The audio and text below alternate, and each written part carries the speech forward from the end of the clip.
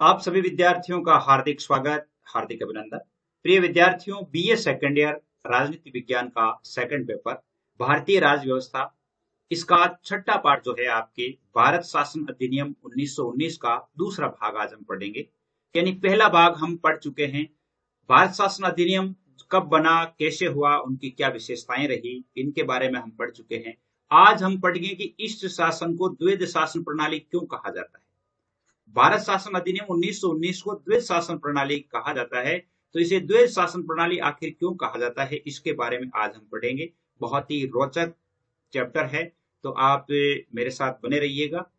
इस पार्ट के दो वीडियो हैं, दोनों वीडियो आप देख सकते हैं। इसके अलावा आपको टेलीग्राम का जो लिंक है वो भी आपको उपलब्ध करवा दिया जाएगा। उसके नाम पर भी आप यानी सर्च कर सकते हैं, college classes bye DR lecturer. इसके माध्यम से college classes bye DR lecturer जब आप टेलीग्राम पर सर्च करेंगे तो भी आपको चैनल मिल जाएगा, वहां भी आप ऐड हो सकते हैं। अपने इस चैनल पर आप जानते ही हैं कौन कौन से विषय पढ़ाए जाते हैं। यानी BA फर्स्ट ईयर से लेकर के BA फाइनल तक आपको general Hindi, general English, Gandhi जीवन और दर्शन, इसके अलावा आपके जो अनिवार्य सब्जेक्ट है जैसे कंप्यूटर है और आपके पर्यावरण है, हिंदी साहित्य है, पॉलिटिकल साइंस है, ज्योग्राफी है, हिस्ट्री है, इसके अलावा आपके सोशियोलॉजी है, कंपटीशन की जो क्लासेस है वो भी आपके लिए ली जाती है। तो आप निश्चित रूप से मेरे साथ बने रहें और आपका पूरा सिलेबस करें। आज हम देखते हैं कि द्वैध शासन प्रणाली क्या थी। आखिर 1919 का जो ये अधिनियम था, भारत शासन अधिनियम 1919, इसको द्वैध शासन प्रणाली क्यों कहा जाता है। देखिए, अब हम इस पर विचार करें कि प्रथम विश्व युद्ध जब हुआ था, तो प्रथम विश्व युद्ध हुआ था तो प्रथम विश्व युद्ध के समय सरकार ने वादा किया था कि आपको उत्तरदायी शासन दिया जाएगा। यानी भारत का जो शासन है भारतीयों के हाथों में दिए जाने की पूरी कोशिश रहेगी। और जब युद्ध समाप्त हो गया तो भारत की जनता ने अपनी मांग जारी रखी और इस मांग ने इतना जोर पकड़ लिया कि 20 अगस्त 1917 को एक घोषणा की गई कि भारत को धीरे धीरे उत्तरदायित्व शासन दिया जाएगा और इसी को द्वैध शासन प्रणाली कहा जाता है। 20 अगस्त 1917 को जो घोषणा की गई थी भारत शासन अधिनियम, उस भारत शासन अधिनियम के द्वारा जो नियम बनाए गए थे उन्हीं नियमों को ही क्या कहा जाता है, द्वैध शासन प्रणाली कहा जाता है। अब यदि हम शाब्दिक अर्थ पर देखें, अंग्रेजी का जैसे डायआर्की शब्द है, जैसे डायआर की जो शब्द है, डायआर की जो है दो ग्रीक शब्द, दो यूनानी शब्दों से बना है, दो ग्रीक शब्दों से बना है, जिसका डाई प्लस आर्किक, इससे बना है। Di plus archic, di di का अर्थ होता है द्वैध, आर्किक शासन, और जिनका अर्थ होता है दोहरा शासन। और दोहरा शासन जिसको हम कह सकते हैं कि दो मंत्रियों का शासन, यूं कह सकते हैं, दो राजाओं का शासन, एक ही स्थान पर दो राजाओं द्वारा शासन करना, दो मंत्रियों द्वारा शासन करना, दो मंत्रियों को जो है कानून की व्यवस्था दे देना एक ही क्षेत्र में, तो वो एक द्वैध शासन ही हुआ। तो द्वैध शासन का अर्थ देख लीजिए। द्वैध शासन 1919 के अधिनियम में द्वैध शासन का अर्थ था कि प्रांतीय शासन दो क्षेत्रों में विभाजित हो जाएगा। ठीक है, इन दोनों क्षेत्रों का प्रशासन ऐसे दो पदाधिकारियों द्वारा किया जाए जिनके स्वरूप उत्तरदायित्व में भिन्नता हो। इस प्रकार 1919 के अधिनियम द्वारा प्रांतीय क्षेत्र में द्वैध शासन, यानी द्वैध शासन के लिए आपको पता है कि दो विषय अपने पढ़े थे पहले, एक तो रक्षित विषय, एक तो रक्षित विषय और एक था हस्तांतरित विषय। हस्तांतरित विषय यानी दो विषयों में इनका विभाजन, प्रत्येक क्षेत्र में इस प्रकार के दो विषय थे, जिनमें से कुछ विषय है वो गवर्नर के अधीन थे और कुछ विषय जो है उस क्षेत्र में काम करने वाला जो मंत्री था उसके अधीन था। तो इसमें क्या है कि जैसे दोनों ही वहां पर शासन करते हैं, अंत में जब ऐसा होता तो क्या होता कि सारी जो शक्तियां हैं वो गवर्नर के पास ही होती थी। अगर मान लो किसी विषय में विभेद हो जाता, मतभेद हो जाता, तो वो विषय जो है वो गवर्नर ही तय करता था कि इसका क्या डिसीजन होना चाहिए। अब द्वैध शासन का क्रियान्वयन कब हुआ, देखिए 1 अप्रैल 1921 से भारत के 8 प्रांतों में, भारत के 8 प्रांतों में बंगाल, बिहार, मद्रास, बंबई, संयुक्त प्रांत, मध्य प्रांत, पंजाब, इन सभी प्रांतों में द्वैध शासन लागू किया गया था। और 1932 में उत्तर पश्चिमी सीमा प्रांतों में भी इसे लागू कर दिया गया और इसका प्रयोग लगभग 16 वर्षों तक किया गया। कब तक किया गया, 16 वर्षों तक किया गया। यानी 1919 से लेकर के 1935 का जो भारत शासन अधिनियम 1935 बना, जो अपने संविधान की एक आधारशिला भी है, यानी संविधान का बहुत सारा भाग है वो भारत शासन अधिनियम 1935 से भी लिया गया है। तो वहां तक का जो 16 साल का सफर था, इस 16 साल के सफर में द्वैध शासन चला, और वो द्वैध शासन जो है, द्वैध शासन के माध्यम से प्रांतों में पूर्ण उत्तरदायित्व शासन की स्थापना भी करने की का प्रयास किया गया, लेकिन इस शासन अधिनियम को पूरा विरोध ही झेलना पड़ा था। अब ये द्वैध शासन जो था ये सफल नहीं हुआ। भारत शासन अधिनियम 1919 जो है वो सफल नहीं हुआ। इसका सफल नहीं होने का क्या कारण था? एक तो था इसकी योजना में अंतर्निहित दोष थे, और एक अन्य परिस्थितियां भी थी। दो तरह से जो है ये असफल रहा। अब योजना में अंतर्निहित दोष मतलब जो भी योजना बनाई गई थी, तो योजना बनाते समय ही उनमें कई तरह की कमियां रह गई थी। अब वो क्या कमियां रह गई थी? देखिए, पहली बात तो है द्वैध शासन की असफलता का मूल जो उत्तरदायित्व है वो योजना में ही है, योजना पर ही दोष था। इसमें सबसे पहली बात है कि सिद्धांत तय दोषपूर्ण था। इसके जो सिद्धांत बनाए गए थे, इसको जो नियम बनाए गए थे, इसके जो रूल्स बनाए गए थे, वो ही दोषपूर्ण थे, उनमें कमियां थी। क्या कमियां थी? देखिए, द्वैध शासन प्रणाली सैद्धांतिक दृष्टिकोण से भी दोषपूर्ण था। एक ही प्रांत की शासन व्यवस्था को दो भिन्न भिन्न अलग अलग प्रकृति की शक्तियों के अधीन कर देने से शासन में गतिरोध उत्पन्न होना स्वाभाविक है। एक ही देश, एक ही प्रांत है, एक ही प्रांत है, एक ही प्रांत में दो व्यक्तियों को शासन की बागडोर दे देना और दोनों को अधिकार दे देना, तो फिर क्या है, उनके अधिकार तो टकराएंगे ही। और इस संबंध में रेजिनाल्ड जो कार्डक है वो कहते हैं कि द्वैध शासन एक प्रकार की वर्ण संकर व्यवस्था है जो कभी भी सफल नहीं हो सकती। इसकी असफलता का एक दूसरा कारण यह भी है कि विषयों का अतार्किक और अव्यावहारिक विभाजन भी था। अगर जो सब्जेक्ट बदले गए थे, अर्थात सब्जेक्ट जो दिए गए थे, विषय दिए गए थे, अधिकार दिए गए थे, उसमें कई विषय रखे गए थे, उनमें भी व्यवहारिक विभाजन नहीं हुआ। 1919 के अधिनियम द्वारा दो सत्ताओं के बीच जो विषयों का विभाजन हुआ था वह इतना बेढंगा था कि उससे अधिक अतार्किक और अव्यावहारिक विभाजन की कल्पना ही नहीं की जा सकती। जैसे मद्रास के भूतपूर्व मंत्री जो सर केवी रेड्डी है, उन्होंने अपने विभाग की अपंगता का एक वर्णन किया है। उन्होंने कहा था कि मैं वन के बिना विकास मंत्री, मैं सिंचाई के बिना कृषि मंत्री के रूप में मेरा मद्रास के किसानों के ऋण कानून से, भूमि विकास से मेरा कोई लेना देना नहीं है, अकाल पीड़ितों की मैं सहायता नहीं कर सकता। तो इस प्रकार के मंत्री उसमें बनाए गए थे। तो फिर ये व्यवहारिक विभाजन नहीं था, इसलिए ये असफल हो गया। मंत्रियों को इस प्रकार जो हस्तांतरित विषयों के लिए उत्तरदायी मंत्रियों को किसी भी एक विभाग पर पूर्ण नियंत्रण नहीं दिया गया था, इसलिए ये जो मंत्री है वो रक्षित क्षेत्र के सहयोग पर निर्भर रहे। हस्तांतरित जो है वो काम करने वाले मंत्रियों के लिए थे, और रक्षित जो विषय थे वो है केंद्र के अधीन थे, यानी गवर्नर को दिए गए थे। अब गवर्नर जो है, अंतिम जो विषय है वो रक्षित माना गया, यानी जब भी किसी विषय में विवाद होता तब वो क्या कहते कि ये परिस्थितियों के अनुकूल नहीं है, इसलिए इसको हटाया जाता है, और गवर्नर आदेश कर देता, और मंत्री का जो आदेश है, मंत्री के जो काम है वो असफल हो जाता।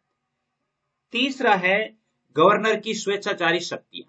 गवर्नर की स्वेच्छाचारी शक्तियां हस्तांतरित क्षेत्रों में उत्तरदायी शासन की सफलता के लिए आवश्यक था कि गवर्नर इस क्षेत्र में केवल एक वैधानिक प्रदान रहेगा, अर्थात वो केवल एक उन लोगों के माध्यम से यस या नो करेगा। लेकिन 1919 के अधिनियम द्वारा उसे मंत्रियों को नियंत्रित करने, मंत्रियों के प्रस्तावों को अस्वीकार करने की शक्ति दे दी गई, और यदि वे समझता कि इन प्रस्तावों को स्वीकार करने के परिणाम विनाशकारी हो सकते हैं तो वो तुरंत उसे रद्द कर देता था। और व्यवहार में गवर्नरों द्वारा विशेष परिस्थितियों के लिए प्रदान की गई शक्तियों के आधार पर मंत्रियों के कार्यों में अत्यधिक हस्तक्षेप प्रारंभ किया गया। तो गवर्नर की स्वेच्छाचारी शक्तियां, जो रक्षित विषय दिए गए थे, और रक्षित विषय में जो है अंतिम निर्णय जो होता था, यानी किसी भी विषय पर अंतिम निर्णय होता था वो गवर्नर का होता था। तो गवर्नर जब भी ये चाहता कि ये ठीक नहीं है, अर्थात उनके हित में नहीं है, तब वो क्या करते, उसे रद्द करवा देते, जिससे क्या है कि ये सफल नहीं हो पाया। द्वैध शासन की असफलता का चौथा कारण था हस्तांतरित क्षेत्र के लिए पृथक वित्त व्यवस्था नहीं। हस्तांतरित जो विषय दिए गए थे उनके लिए पृथक से कोई वित्त व्यवस्था नहीं थी, निर्भर किस पर रहना पड़ता था, गवर्नर पर।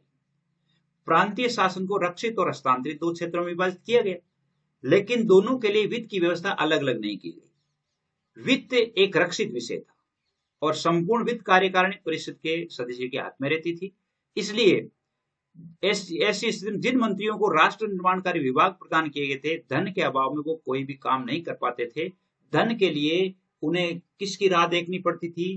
यानी केंद्रीय मंत्री की या गवर्नर की ही राह ही देखनी पड़ती थी, और गवर्नर करता तो ही होता था। पांचवा है, मंत्रियों की सेवाओं पर नियंत्रण नहीं था। उत्तरदायी शासन की एक असफलता का कारण यह था कि वहां पर जो मंत्री थे उनकी सेवाओं पर कोई नियंत्रण नहीं था। और नियम क्या था? नियम यह था कि विभाग के स्थायी पदाधिकारी पूर्ण रूप से मंत्री का अधीन होंगे, लेकिन द्वैध शासन प्रणाली के अंतर्गत ऐसा नहीं हुआ था, इसलिए यह असफल हुआ। व्यवहार में इसका अभिप्राय यह हुआ कि स्थायी पदाधिकारियों की नियुक्ति, स्थानांतरण, पदोन्नति, इन पर गवर्नर का नियंत्रण होता था, न कि उस मंत्री का जिसके अधीनता में वो काम करते थे। वो काम तो किसके अधीन करते थे? उस मंत्री के अधीन करते थे। काम तो उस मंत्री का अधीन करते, लेकिन उनकी नियुक्ति करना, उनकी पदोन्नति करना, उनका स्थानांतरण करना, सारा नियंत्रण किसके हाथ में था? गवर्नर के हाथ में था। तो फिर मंत्री के हाथ में तो कुछ था ही नहीं, तो ये सफल होने का कारण नहीं बनता। छठा कारण था, एक सामूहिक उत्तरदायित्व के सिद्धांत का भी अभाव था। इसमें भी एक कारण था। सामूहिक उत्तरदायित्व के अभाव में भी उत्तरदायी शासन सफलता प्राप्त नहीं कर सकता है, क्योंकि गवर्नर मंत्रियों को किसी दलीय आधार पर नियुक्ति नहीं करता था। अतः मंत्री एक दल के नहीं होते थे। इस प्रकार संयुक्त उत्तरदायित्व का अभाव रहता था। जब एक दल के मंत्री नहीं होते, एक पार्टी के सरकार नहीं होती, एक पार्टी के मंत्री नहीं होते हैं, तो उनमें विचार मिलते ही नहीं। विचार मिलते नहीं है तो फिर उत्तरदायित्व की या फिर सहयोग की भावना नहीं रहती।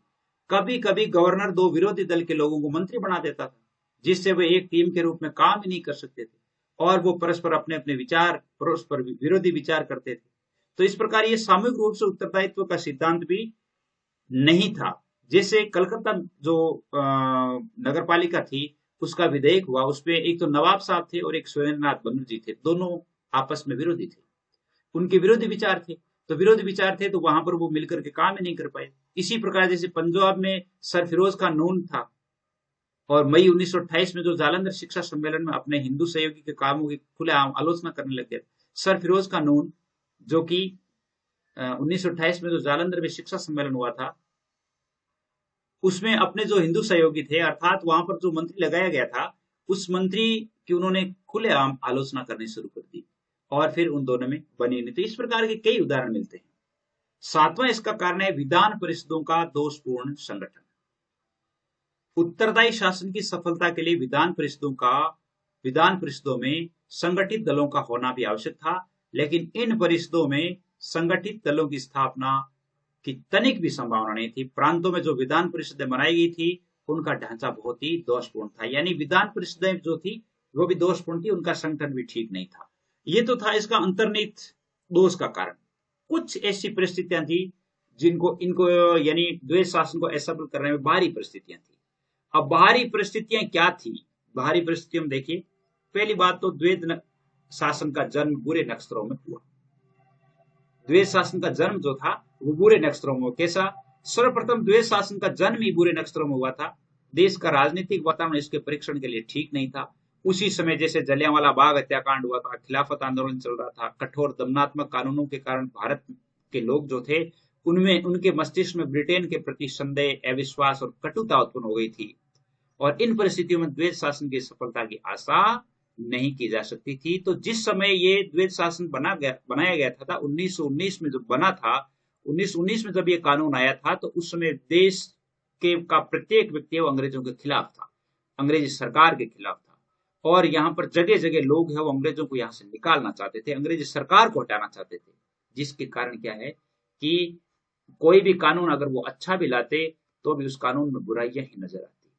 इसमें से एक प्रश्न आ सकता है कि द्वैध शासन का जन्म ही बुरे नक्षत्रों में हुआ है, कैसे? स्पष्ट कीजिए। तो आपको इतना उत्तर जरूर लिखना है। इसके अलावा आर्थिक दुर्दशा और मेस्टन पंचाट। अब देखिए मेस्टन पंचाट क्या था। आर्थिक दुर्दशा के बारे में तो आप जानते ही हैं कि क्योंकि जो है देश की दुर्दशा ठीक नहीं थी। तत्कालीन आर्थिक दुर्दशा और मेस्टन पंचाट जो थे, इनके सुधारों में भी असफलता पाई गई, और 1920 में समय पर बरसात नहीं होने के कारण फसलें ठीक नहीं थी, भारत के बाजारों में मंदी आ गई थी, और पहले से भारत के लोग बहुत दुखी थे, और भारतीयों के दुर्भाग्य में और वृद्धि हो गई, क्योंकि इधर जो है बरसात का नहीं होना, बाजारों में मंदी आ जाना। और इसी समय क्या हुआ? मेस्टन पंचाट आया था, और मेसन पंचार्ट का के अनुसार क्या लिखा गया था? मेसन पंचार्ट का मतलब था कि भारत में चाहे स्थिति कितनी खराब है, लेकिन केंद्र को अनुदान देना है, केंद्र को वसूल करके, केंद्र को उगाई करके पैसे देने हैं। इस प्रकार की व्यवस्था, इस प्रकार का कानून आ गया। तो इस प्रकार का कानून आना क्या है कि भारतीयों के मन में ब्रिटेन सरकार के प्रति एक विरोध पैदा करना था। और द्वैत शासन की सफलता प्रचुर वित्त पर निर्भर थी और धन के अभाव में प्रांतीय सरकारें द्वैत शासन व्यवस्था को ठीक से नहीं अपना सकी। अब उनके पास पैसे नहीं थे, पैसे नहीं थे तो उनके पास अपने जो मंत्री है वो काम नहीं कर पा रहे थे, काम नहीं कर पा रहे थे तो वो शासन ही किस काम का जिसमें काम ही नहीं हो पा रहा है। तीसरा इसका एक कारण और सकता है कि कांग्रेस और जो मुस्लिम लीग थी उनका सहयोग नहीं था, जिससे अप्पादोरा जो लिखते हैं, अप्पादोरा लिखते हैं कि द्वैत शासन की असफलता बहुत अधिक सीमा तक कांग्रेस और लीग के असहयोगात्मक रूप के कारण हुई है। कांग्रेस शासन के 16 वर्षों में द्वैत शासन के 16 वर्षों में कांग्रेस और लीग की दृष्टि प्रशासकीय सुधारों पर नहीं, देश की स्वतंत्रता और देश को विभिन्न वर्गों के पारस्परिक संघर्ष में अपनी स्थिति को सुदृढ़ करने में लगी हुई थी। यानी कांग्रेस अपनी स्थिति सुदृढ़ कर रही थी, लीग अपनी स्थिति सुदृढ़ कर रही थी, देश को स्वतंत्र कराने की बात चल रही थी। तो इससे यानी अंग्रेजी सरकार के सहयोग की बात सोची नहीं जा सकती थी। और बाद में स्वराज्यवादियों द्वारा सुधार योजना के प्रति प्रत्यक्ष बाधक नीति अपना ली गई थी, जिससे ये असफल हो गया। एक नौकरशाही का दृष्टिकोण जो था वो उचित नहीं था। नौकरशाही का दृष्टिकोण भी द्वैत शासन की असफलता का कारण बना था। क्या कारण बना था? उन लोगों में सुधार से काम करने की कोई भावना नहीं थी। जिस भावना से उन्हें काम किया जाना चाहिए था उस भावना से उन्होंने काम नहीं किया। वे अपनी शक्ति को कम करने और लोकप्रिय मंत्रियों का दिन वफादारी पूर्वक काम नहीं करना चाहते थे। तो नौकरशाही जो है उसका भी रवैया जो उदासीन था। पांचवा इसका कारण है ब्रिटिश सरकार का परिवर्तित दृष्टिकोण।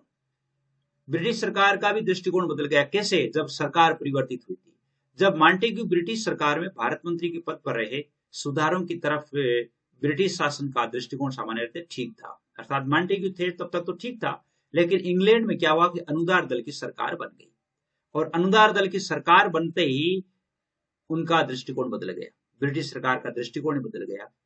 सरकार गई और पुराने सरकार के कानून गए, तो कानून जो है उन्होंने बदलाव शुरू कर दिया, उसमें रुचि लेना कम कर दिया। इस प्रकार द्वैत शासन की असफलता का कारण केवल आंतरिक दोष नहीं, बाहरी परिस्थितियां भी थी।